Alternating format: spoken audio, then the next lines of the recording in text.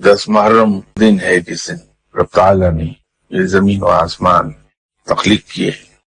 یہی وہ دن ہے جس دن رب تعالیٰ عرش معلیٰ پر متمکن 10 محرم ہی کے روز زمین پر پہلی بارش برسی.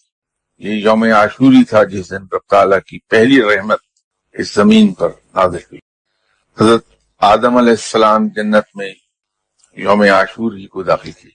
حضرت ایوب علیہ السلام کے دکھ 10 محرم ہی کو دور ہوئے. حضرت داؤد علیہ السلام سے جو لغزش ہو گئی تھی اس سے 10 محرم ہی کو انہیں معافی دی گئی. حضرت یونس علیہ السلام کو 10 محرم ہی کے روز مچھلی کے پیٹ سے آزاد کی.